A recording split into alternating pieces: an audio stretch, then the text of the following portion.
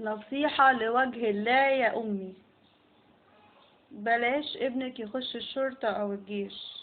دي من لسان ضابط زميله، معرفش هو ميت حاليا ولا عايش. الله يبارك لك. كل عيلة عندها ابن في الجيش بتتعلم ازاي تدوس على البني آدمين. والجيش المصري دونا عن جيوش العالم مش الجيش اللي بيقف جنب الناس ويدعمها.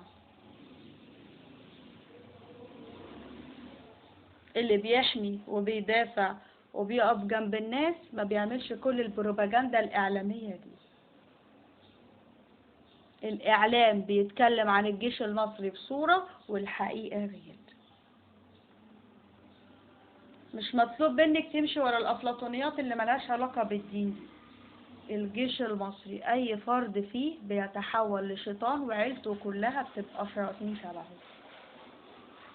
هو تقريبا كده مكتوب، انت طول ما انت ضابط مصري فانت انسان ملعون، بلطجي، ارهابي او قتال قتله، تاجر مخدرات، صايع، مؤذي، بتأذي وتدبح وتدمر في الناس. هو كده طول ما انت ضابط دوس على الناس واذيها وضرها وضايقها وتفرعن على البني ادمين واعمل 10 رجاله في بعض عليهم.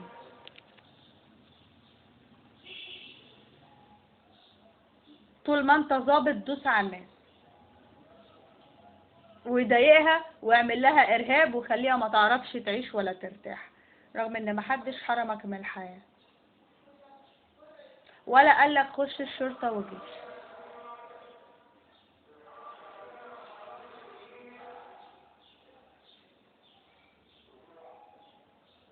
بلاش الله يبارك لك تدخلي ابنك شرطة او جيش، لانه هيتعلم ازاي ياكل حقوق الناس مش يجيبها، وازاي يدوس على اللي منه، وازاي يدوس على اهله وياخد حقوقهم. اعرف ناس رموا بنات في الشارع وهم ما كملوش 15-20 سنة عشان الميراث، لان ليهم قرايب في الجيش، لحمهم ودمهم بامهم. ما تفكريش انك لو اتجوزتي ضابط ان ظهرك اتحمى وانك هتلاقي اللي يقف جنبك وانك هتلاقي الامان وانك هتلاقي اخلاق وانك هتلاقي الفلوس. الضابط المصري او الراجل المصري زيه زي اي راجل في الدنيا، وارد يكون في افعال وحشة بيعملها ويبقى في الشرطة والجيش اوحش، ووارد انه يبقى كويس. مش شرط. يا امي بلاش تدخلي ابنك الشرطة او الجيش، لانه هيبقى انسان زبالة ومؤذي ويدوس على البني ادمين، خصوصا الجيش المصري.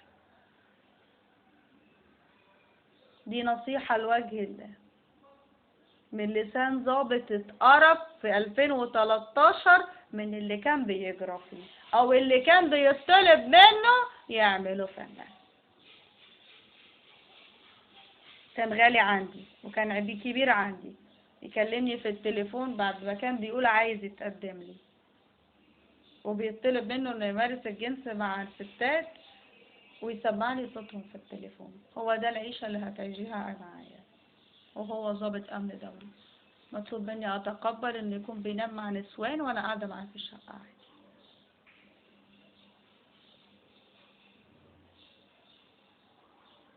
كل حد ليه اهل في الجيش يا امي، خافي منه تطمني ليه، وما تروحيش تتحامي في ضابط شرطة او جيش عشان ما يتاجرش بعرضك ويدمرك. زيه زي اي راجل غريب، ما ينفعش تعتمدي عليه وتثقي فيه.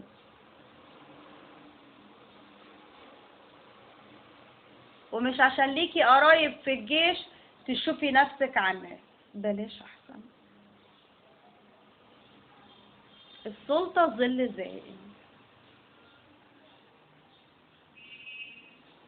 الراجل المحترم في الشرطة او الجيش هيتعرف حي وميت، وحتى اعدائه هيقولوا انه كويس حي او ميت.